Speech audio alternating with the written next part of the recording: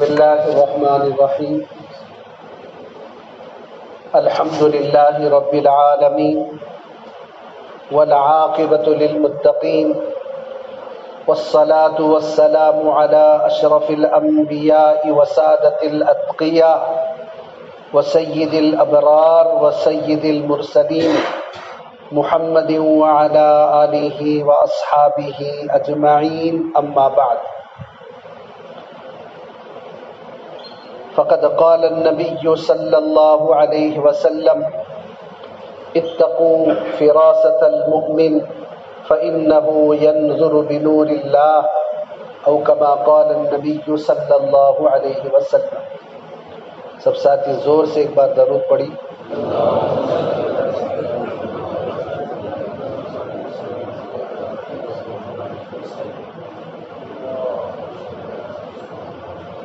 افضل بھائی ادھر آئیے۔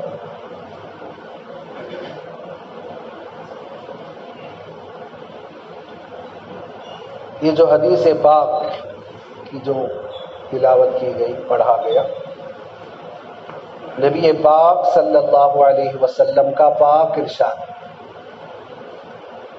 اتقوا فراست المؤمن، مومن کی فراست سے بچو۔ کیوں؟ اس لیے کہ اللہ کے نور سے دیکھتا، ایسا لگ رہا کہ ظاہری آنکھوں سے دیکھ رہا، لیکن حقیقت میں اللہ کے نور سے دیکھ رہا، جس کا نام ہے بصیرت۔ اسی کا ذکر چل رہا ہے دو ہفتوں سے، بصارت، بصیرت۔ کن چیزوں سے بصیرت حاصل ہوتی ہے وہ بھی عرض کیا گیا تھا، پھر ایک مرتبہ ضمنی طور پر اس کو دہرایا جائے گا۔ شاید وہ شعر یاد ہے جو گزشتہ نشست میں آپ سے عرض کیا گیا تھا، دل بینا بھی کر خدا سے طلب، دل بینا بھی کر خدا سے طلب، آنکھ کا نور دل کا نور نہیں، آنکھ کا نور تو یہ نور الگ ہے اور یہ نور الگ۔ اللہ ہم سب کو عطا فرمائے۔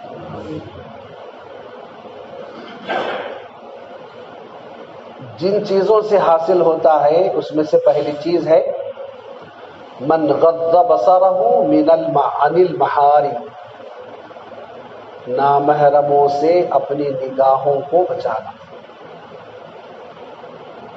اگر شہوت پر کنٹرول انسان کو نہ ہونا، بوڑھا ہو گیا تو بھی چشمہ سیدھا کر کے گھورتے رہتا، بوڑھا ہو گیا تو بھی چشمہ۔ حضرت پیر صاحب کا واقعہ سنیے۔ حضرت فرماتے ہیں میرا عمرہ ہوا، طواف ہوا، صحن میں بیٹھا ہوا تھا، میرے پیچھے ایک صاحب جن کی داڑھی کے بال مکمل سفید ہو چکے تھے، کچھ نوجوان تھے ساتھ میں، تو عورتوں کے جسم کے اعضاء اور صحبت کے متعلق نوجوانوں کو سمجھا۔ کہاں بیٹھ کر؟ حرم کے صحن میں بیٹھ کر۔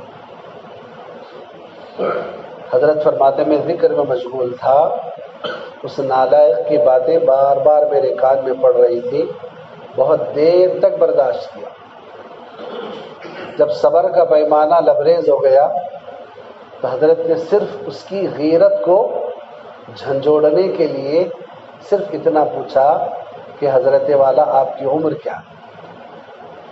ہم جیسے ہوتے تو شاید بےڈنگے انداز میں پوچھتے تھے، تو حضرت نے فرمایا کہ آپ کی عمر کیا؟ تو اس نکمے نے کہا 25 سال، جبکہ داڑھی کے بعد، یعنی بول کر پھر مسکرا کر کہا کہ اگرچہ کہ میری عمر 70 کے قریب ہے، لیکن میرے اندر آج بھی وہ جذبات ہیں جو 25 سال کے نوجوان میں ہوتے ہیں۔ حضرت نے فرمایا کہ شرم کرو، شرم کرو۔ پھر اسی وقت حضرت نے اپنی محفل میں اس واقعے کو ذکر کر کے فرمایا انسان اگر اپنے شہوات پر کنٹرول نہیں کرے گا بوڑھا ہونے تک بھی اپنی نگاہوں پر کنٹرول نہیں. جی ہاں، اللہ ہم سب کو اس پر پابندی عطا فرمائے. تو پہلی بصیرت کے حاصل ہونے کے لیے پہلی شرط ہے، جیسے ٹیوب میں سوراخ پڑے تو کیا ہوتی ہے، جسے ہوا نکل جاتی ہے، اسی طرح ایمان کی بیٹری جو سب سے جلدی جو ڈاؤن ہوتی ہے بدنگاہی سے. بدنگاہی چاہے وہ کسی عمر والا کرے، 15 میں بالغ ہوا، چاہے 20 سال کا نوجوان کرے، 50 سال کا کرے، 80 سال والا بھی کرے تو وہی گناہ ہے. دوسری چیز جس سے بصیرت حاصل ہوتی ہے وہ امسک نفسہ عن الشہوات، شہوتوں سے اپنے نفس کو پاک رکھے، روک کے رکھے. شہوت ہے، اللہ نے بنایا ہی ایسا انسان لیکن اس کو باؤنڈری لگا دی، اس کے کچھ حدود ہیں. حدود سے تجاوز کرے گا، جیسا بارڈر کراس کرنے پر جیسے سزا دی جاتی ہے اسی طرح یہ بھی. نمبر 3 وعمر باطنہ بدوام المراقبہ، اپنے باطن کو مراقبے کے دوام سے بھی حاصل. دوام پابندی کو کہتے ہیں، پابندی سے مراقبہ کر. کئی کا مراقبہ کرنا؟ اپنے اعمال کا. اپنے اعمال کا بہت جلدی اصلاح ہوتی ہے اس سے. ہاں کبھی کبھی ہم سے بھی کوتاہی ہوتی ہے، اللہ مجھے بھی استقامت کی توفیق دے. بیٹھ جائے، بستر پر بیٹھ جائے، جلدی تکیے کو سر نہ لگائے، صرف 10 منٹ. آج صبح سے مجھ سے کتنی غلطیاں ہوئی، کتنے گناہ ہوئے، فوراً توبہ کر لو.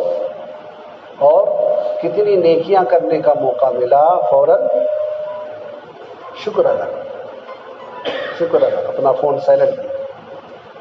نمبر 4 توجہ دے اس طرف، وظاہرہ باتباع السنہ، بصیرت حاصل ہونے کی چوتھی چیز جو اللہ نعمت عطا فرماتے ہیں، اپنے ظاہر کو سنت سے آراستہ کریں. لگے کہ واقعتاً حضور کا سچا عاشق، حضور کا سچا عاشق، کسی اینگل سے نظر ہی نہیں آ رہا جی تو پھر نہیں. تو بصیرت حاصل ہونے کے لیے چوتھی چیز کیا کرنا ہے؟ اپنے ظاہر کو سنت کے مطابق. ڈرے نہیں ان انسانوں سے، ارے جس سے ڈرنا ہے اس سے ڈرو بس. کس سے ڈرنا ہے؟ جس نے پیدا کیا، جس کے سامنے مر کر جانا ہے اور اس کے سامنے کھڑے ہو کر زندگی کا حساب. نمبر 5 وتعود اکل الحلال، حلال روزی کا پابند بنے. حلال روزی جی کہیں ایسی شکل بھی آئے تو اس کو ڈاؤٹ کلیئر کر لے، بھئی ایسی چیز تھی، ایسی چیز تھی، ایسا نہیں ہونا چاہیے، صاف کر لو. جی کون سے کی بارے میں جھگڑتے لیکن دین کے بارے میں، صفائی کے بارے میں ڈرتے. یا ایھا الذین آمنوا اذا تداینتم بدین الی اجل مسمی فاکتبوہ، ایمان والو جب تم لین دین کا معاملہ کر لو اور قرض کا معاملہ کر لو تو لکھ کر رکھو. اپنے بھائی سے دے رہے تو بھی لکھ کر رکھو، اپنی بہن کو دے رہے تو کیوں؟ اس لیے کہ اس سے غلط فہمی آ سکتی ہے اور غلط فہمی سے رشتے ٹوٹ جاتے ہیں. لکھ کر رکھو. پیسے دیے ایک صاحب 2000، گن لو، سامنے ہی گنو. گننے کو عیب مت سمجھو. کیوں؟ آپ ان پر اعتماد کر کے رکھ لیے، اتفاق سے ان سے بھی غلطی ہو گئی تھی، ایک نوٹ کم تھی. کیا ہوگا؟ آپ بولیں گے یا تو آپ جھوٹے ہوں گے یا تو وہ جھوٹا ہوگا. اگر سامنے گن لیے تو مسئلہ. شریعت کا ہر قانون ہماری بھلائی کے لیے، ہماری بھلائی. تو یہ 5 چیزیں وہ ہیں جس سے بصیرت حاصل ہوتی ہے. اچھا، اب کچھ بصیرت والوں کے اہم واقعات سنیے. ہماری کتابوں میں لکھا ہوا ہے دنیا میں 4 ایسی شخصیتیں گزری ہیں کہ جن کو اللہ نے غایت درجہ بصیرت عطا فرمائی تھی. جو بھی اچھے صفات بیان کیے جائیں گے حضور صلی اللہ علیہ وسلم کو چھوڑ کر، یہ ذہن میں رکھنا. اس میں حضور کا ذکر نہیں آیا نا، حضور سے تجاوز کوئی کر ہی نہیں سکتا. ہمیشہ ذہن میں یہ ایمان رہے ہمارا. پہلی چیز کون ہے؟ عزیز مصر، جن کی نظر پڑی حضرت یوسف پر، اگرچہ کہ ایمان کی حالت میں نہیں تھا، لیکن اللہ نے وہ بصیرت عطا کی تھی کہ ان کو چنا اور لا کر زلیخا کے حوالے کرتے ہوئے ایک جملہ کہا جو قرآن پاک میں ہے، اکرمی مثواہ، اکرمی مثواہ. اس کا خیال رکھو، یہ آئندہ چل کر بہت بڑا بننے والا ہے. آئندہ چل کر بہت بڑا بننے. ادھر جگہ خالی، نیچے بیٹھے ہم. تو یہ اچھے انسان کا، ادھر دیکھیے، اچھے انسان کا انتخاب کرنا بھی ایک اچھائی ہے. اچھے انسان کا انتخاب کرنا بھی. نمبر 2، سن رہے ہیں آپ لوگ؟ پوچھتا ہوں بعد میں. 4، حضرت شعیب علیہ السلام کی بیٹی، جب حضرت موسیٰ مصر سے واقعہ جو پیش آیا تھا، جو ہے آپ کا ایک تھپڑ پڑا تھا، تو ایک بندہ جو فرعون کے خاندان کا مر گیا تھا، لمبا قصہ ہے جی. مدین کی طرف آپ آئے جہاں پر حضرت شعیب وقت کے نبی تھے. ان کی دونوں بیٹیاں بکریوں کو پانی پلانے کے لیے گئی تھی. تو بہرحال حضرت موسیٰ نے ان کو وہ پتھر، کنویں پر بند کرنے والا وہ پتھر جس کو کئی لوگ مل کر ہٹاتے تھے، حضرت موسیٰ نے تنے تنہا اس کو ہٹا دیا. اس میں ایمانی قوت تھی اور دیانت اتنی تھی کہ جب انہوں اپنی بیٹی سے، اپنی حضرت شعیب کی بیٹی نے آ کر کہا کہ ابا جان آپ سے ملاقات کرنا چاہتے ہیں، تو ان کی بیٹی نے پہچانا کہ حضرت موسیٰ نے کہا کہ دیکھو سامنے میں رہتا ہوں، تم پیچھے رہنا، پیچھے سے اشارہ کرنا، ادھر دائیں مڑنا ہے بائیں مڑنا. ہم رہتے تو لیڈیز فرسٹ، سامنے رکھیے، آنکھیں سیکتے رہیے. کیا سیکتے رہیے؟ آنکھیں سیکتے رہیے. آج کتنے ایسے اسکولس ہیں ہمارے، یہ اسکول بھی ہے، کالج بھی ہے ایک کا، جس کے پاس قانون مسلم ہے نا، جو ہے یعنی مسلم ذمہ دار کا ہے، وہ کوئی ٹیچر شرٹ شلوار نہیں پہننا، ساڑی پہننا. یہ سینٹ میری سینٹ جوسف میں تو ہے ہی قانون ساڑی پہننے کا، لیکن اس اسکول میں بھی ہے، اسکول بھی ہے وہ، کالج بھی ہے. نہیں کیوں بھائی؟ تاکہ میڈم کی پیٹھ، میڈم کا پیٹ دونوں دکھتے رہے اور مینجمنٹ اس کی زیارت کرتے. اگر ٹیچر شرٹ شلوار پہنتی ہے تو آپ کو کیا پیٹ میں درد ہے؟ کیا سر؟ شہوت، اس کو بولتے کیا؟ شہوت. شہوت شہوت. کوئی ہماری بیٹی کو دیکھ رہا تو آنکھوں میں خون آ جاتا ہے نا، آنکھوں میں. جوان بیٹی بازو ٹھہری ہوئی ہے، باپ ٹھہرا ہوا ہے بنڈی پہ، دوسری عورت کو دیکھ رہا، جبکہ جوان بیٹی، بیوی بازو ٹھہری ہوئی دوسری کی بیوی کو دیکھ رہا. یہ چیز آئی، اور یہ جلدی نہیں آتی. یہ چیز محنتوں کے بعد، دعاؤں کے بعد حاصل ہوتی، ورنہ تو بعض کسی گندی حالت میں مرتے. جو اصلاح کروانا چاہتا ہے اس کی فکر ہوتی نہیں کہ پاک نگاہوں سے جاؤں.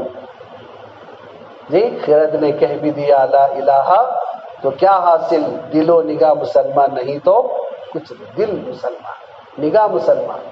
نگاہ مسلمان بن گئی، پھر کسی کی بہو بیٹی کو شہوت کی نگاہ سے دیکھ رہے ہیں تو سیدھا سیدھا جواب کہ ابھی نگاہ مسلمان نہیں بنی. ان بنا لیکن کیا نہیں بنی؟ نگاہ. مگر آپ نگاہیں سو کے مت بند کرو. ہاں بہت سارے لوگ سو رہے. اچھا، دوسری صاحب بصیرت والی کون تھی؟ حضرت شعیب کی بیٹی، جنہوں نے ابا جان سے کہا کہ سب سے بہترین یہ شخصیت ہے جن کو ہم اجرت پر رکھ لیں گے۔ تو حضرت شعیب نے کہا کہ دیکھو بھائی جی، 8 سال پہلے شرط رکھے، پھر 10 سال بکریاں چرانا، میری بیٹی سے نکاح کروں گا، مہر نہیں ہے تو 10 سال میری بکریوں کو چرانا۔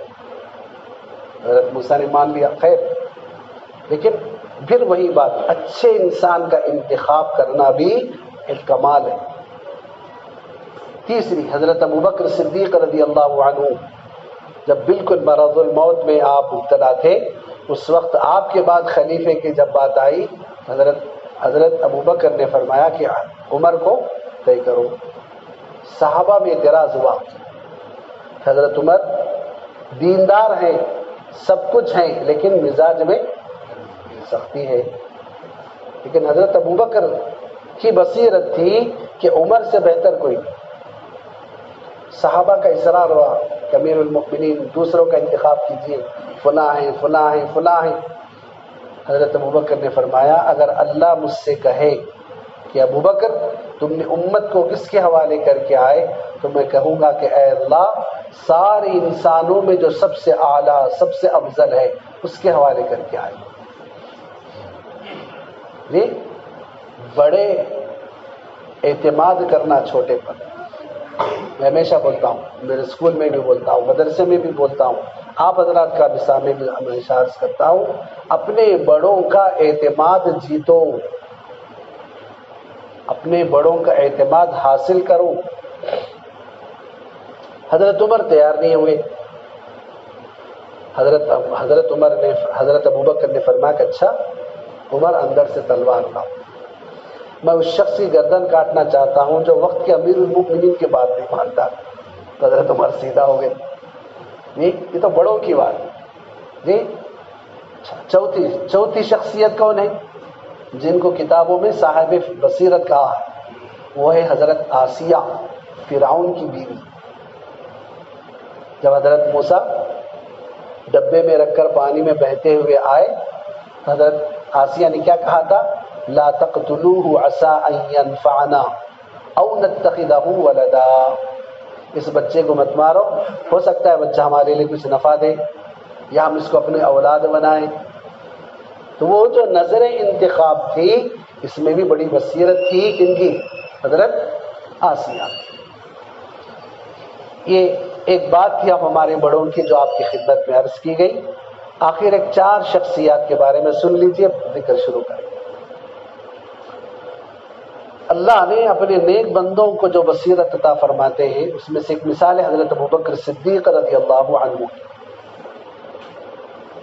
جی، حضرت ابوبکر صدیق کے اتنے واقعات ہیں تو بولو ہفتوں لگ جائیں گے، لیکن حضرت جب مرض الموت میں مبتلا تھے آخری ایام میں، آپ نے حضرت عائشہ کو بلا کر کہا کہ بیٹی اپنی 2 بہنوں کا خاص خیال رکھنا، اپنی 2 بہنوں کا خاص۔ حضرت عائشہ نے فرمایا کہ ابا جان میری تو ایک ہی بہن ہے۔ کون؟ بولو۔ حضرت اسماء، صحیح جواب، حضرت اسماء جی، اور دوسری میں ہوں، ہم دونوں کے علاوہ کی کوئی بیٹی نہیں ہے۔ حضرت نے فرمایا کہ تمہاری والدہ حمل سے ہیں، دوسری بھی وہ جو ہے حمل سے ہیں، سوتیلی ماں بھی حمل سے ہیں، اور میری نگاہ کہتی ہے کہ بیٹی ہوگی، میری نگاہ کہتی ہے کہ بیٹی، اس لیے ان کا خاص خیال رکھنا۔ یہ فراست کے بغیر بول نہیں سکتے، یہ جادو کی طرف بھی نہیں آنا اور علم غیب کی طرف بھی نہیں آنا، ہاں، نہ ادھر گرنا نہ ادھر گرنا، نہ افراط نہ تفریط جی۔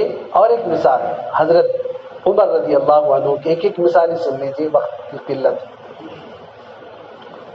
حضرت عمر کے دور میں ایک دن حضرت علی نے خواب دیکھا، غور سے سنیں، خواب دیکھنے کے لیے آنکھیں بند کرنے کی ضرورت نہیں، انہوں خواب دیکھے، ہم نے فکر نہیں۔ آپ بولیں گے خواب کا مسئلہ ہے تو آنکھ بند کرنا چاہیے، کیا بولتے ہیں انجینئر صاحب؟ جی، آپ نہیں بند کر رہے ہیں بڑا مسئلہ ہے، سب کو ہینڈل کرنا پڑتا. حضرت عمر کے دور میں حضرت علی نے خواب دیکھا. کیا دیکھا؟ کہ آپ صلی اللہ علیہ وسلم مسجد نبوی میں فجر کی نماز پڑھا. کس کا دور ہے؟ حضرت عمر کا دور. دیکھنے والے کون؟ کس کو خواب میں دیکھے؟ آپ صلی اللہ علیہ وسلم کو فجر کی نماز. حضرت علی کو یاد تھا کہ آپ صلی اللہ علیہ وسلم نے پہلی رکعت میں کون سی سورت تلاوت کی ہے، دوسری رکعت میں کون سی سورت تلاوت کی ہے. اور نماز ہونے کے بعد ایک صحابیہ نے آپ صلی اللہ علیہ وسلم کی خدمت اقدس میں کھجور کا ایک ٹوکرا بھیجا.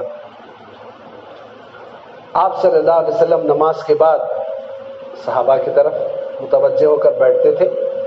کوئی اگر خواب دیکھے ہوں تو آپ سن کر اس کی تعبیر بتاتے تھے. اس دن آپ صلی اللہ علیہ وسلم نے متین صاحب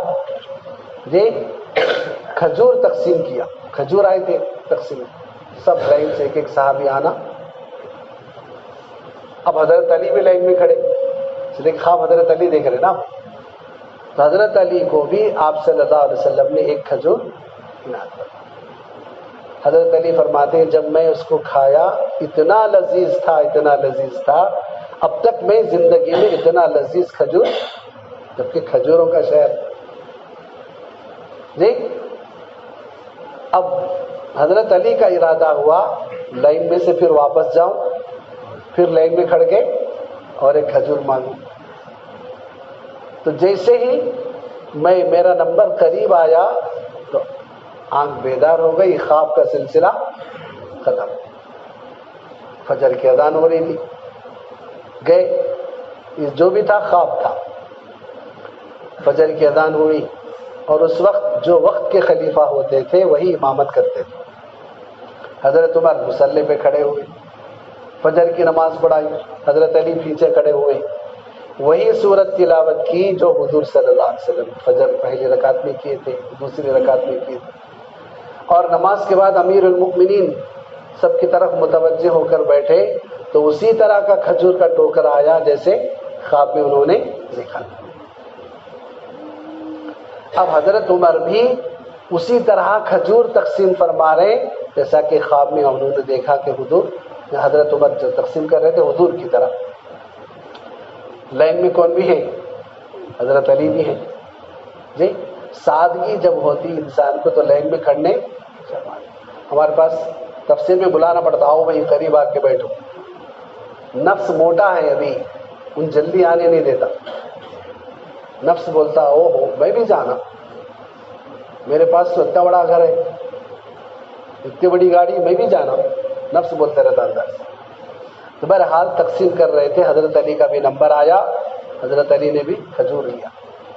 حضرت علی نے اس کھجور کو کھایا تو اس کی ویسی ہی لذت تھی جیسا کہ ماشاء اللہ. حضرت علی واپس لوٹے اور ایک کھجور لینے کے لیے، تو کیا ہوا وہ سنیے. حضرت عمر نے فرمایا کہ علی جب آپ کو خواب میں حضور نے دوسرا کھجور نہیں دیا تو میں کیسے دے سکتا ہوں؟ جب خواب میں حضور نے آپ کو حضور سے دوسرا کھجور تم کو نہیں ملا تو میں کیسے. میں گزشتہ اتوار کیرلا کے بادشاہ کا واقعہ سنایا تھا، آپ کو یاد ہے؟ شق القمر. یہ ہے فراست ایمان. تو آپ صلی اللہ علیہ وسلم نے فرمایا کہ لوگوں مومن کی فراست سے بچو. ہاں یہ اور بات ہے کہ شہوتیں، ضرورت سے زیادہ خواہشیں اور گناہ ہماری بصیرت کو دبا دیے ہیں. اوپر راکھ گر گئی، راکھ گرے تو اچھی سے آگ بھی بجھ جاتی ہے، تو وہ حالت ہو گئی. خیر، حضرت عثمان غنی کا واقعہ سنیے. حضرت عثمان غنی جب خلیفہ تھے تو موقع بموقع مشورہ ہوتا تھا.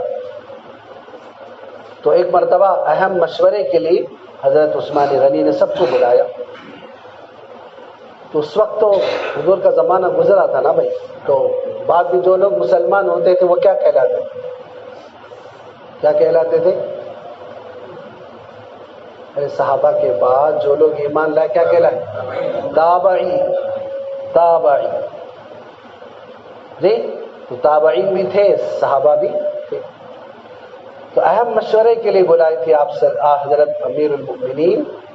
تو لوگ آ کر بیٹھے، حضرت ان کو دیکھے نہیں، لیکن دیکھے بغیر حضرت عثمان غنی نے فرمایا کہ یدخل احدکم بعین زانیۃ، ہماری اس محفل میں ایک ایسا بندہ بھی بیٹھا ہوا ہے جو آتے ہوئے آنکھوں کا زنا کر کے آیا ہے.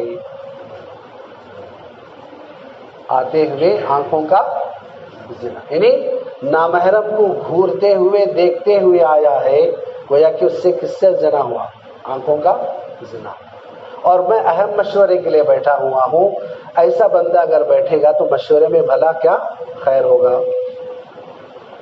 یہ نہیں بولے کہ آپ اٹھ کے جاؤ، حضرت جانتے تھے کہ فلاں بندے سے گناہ ہوا. اگر بول سکتے تھے آپ، اسی لیے نہیں بولے تاکہ وہ کیا نہ ہو، شرمندہ نہ ہو. یہ بڑوں کا بڑا پن. اسی طرح ہم کو بھی یہ چیزیں چاہیے. تو خیر کیسے کرنا؟ حضرت نے فرمایا کہ توبہ کرو، اگلی بار یہ گناہ نہ ہو. اٹھ کر جاؤ نہیں بولے، توبہ کرو. اور توبہ کسے کہتے ہیں؟ حدیث کا حضور اتنے ٹکڑے میں سمندر کو جمع کر دیا. فرمایا الندم توبۃ، الندم ندامت شرمندگی ہی توبہ ہے. احساس ہوا، گناہ کا احساس ہوا، شرمندگی محسوس ہو رہی، اسی کا نام ہے توبہ. ورنہ ہزاروں گناہ ہیں، دل کالا ہے، دل جب کالا ہوا تو شرمندگی ندامت. اچھا، حضرت علی کا ایک مختصر سا واقعہ سن لیجیے.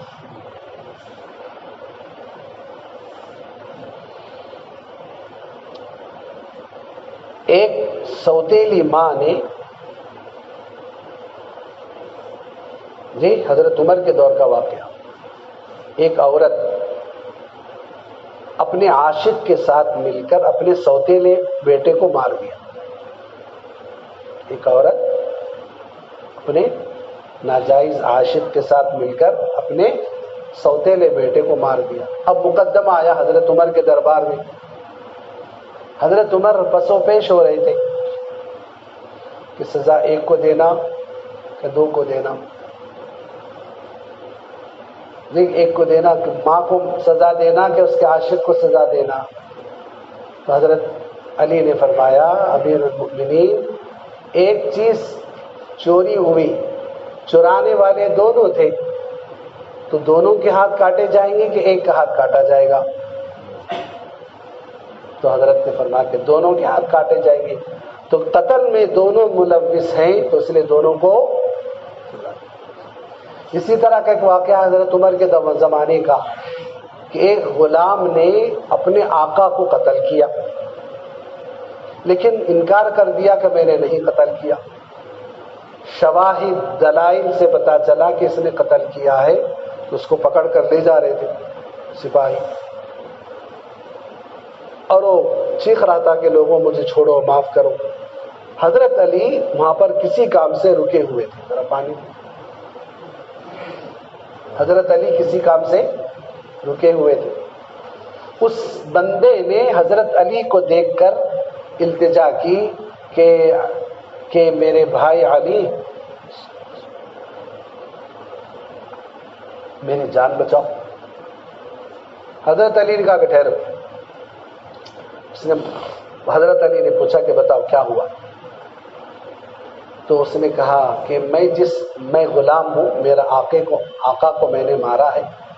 اس کی ایک بری عادت تھی کہ لڑکوں سے، مردوں سے خواہش پوری کرتا تھا، کوئی اس کو نہیں روکتے تھے، مالدار تھا، اس لیے میں نے اس کو قتل کر دیا تاکہ فتنہ اور آگے. لیکن چونکہ یہ ایسا غلط کام کرتا تھا، کوئی نہیں جانتے تھے، اس لیے کہ میں غلام تھا، گھر میں رہتا تھا، دیکھتا تھا. دلائل شواہد میرے خلاف ہے، اس لیے مجھے مجرم قرار دیا گیا. اور اب حضرت علی کی بصیرت تھی، حضرت علی نے اس کو پہچان لیا اور حضرت امیر المؤمنین سے فرمایا، یعنی حضرت عمر سے فرمایا کہ امیر المؤمنین میری گزارش ہے کہ 3 دن تک مہلت دی جائے اور اس مقدمے کو میں حل کروں گا۔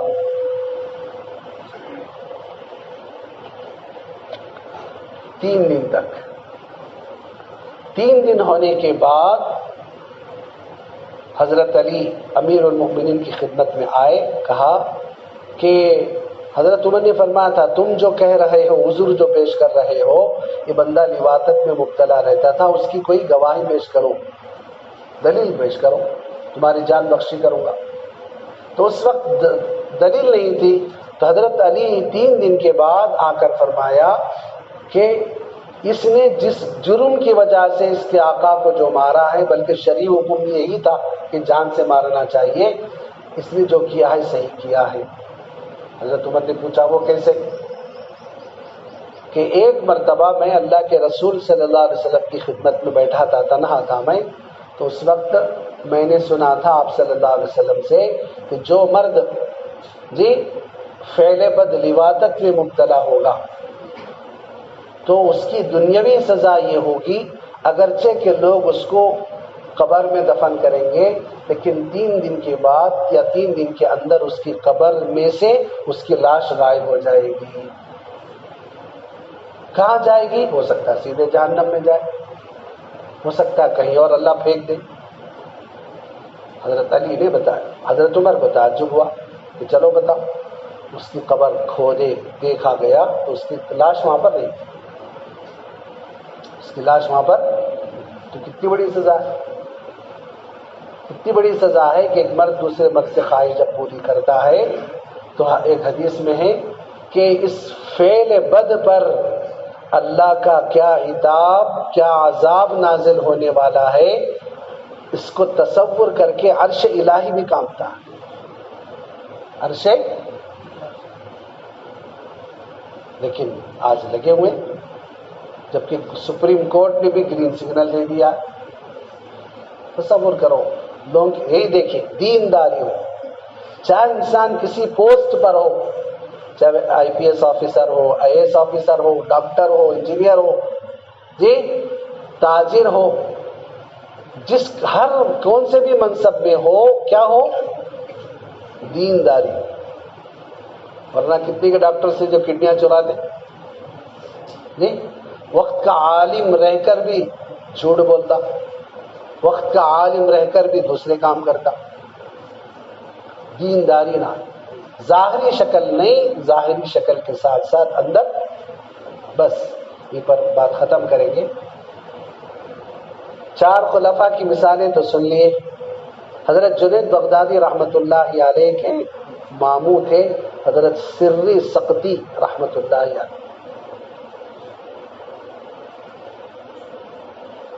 خیر حضرت کا واقعہ لمبا ہے۔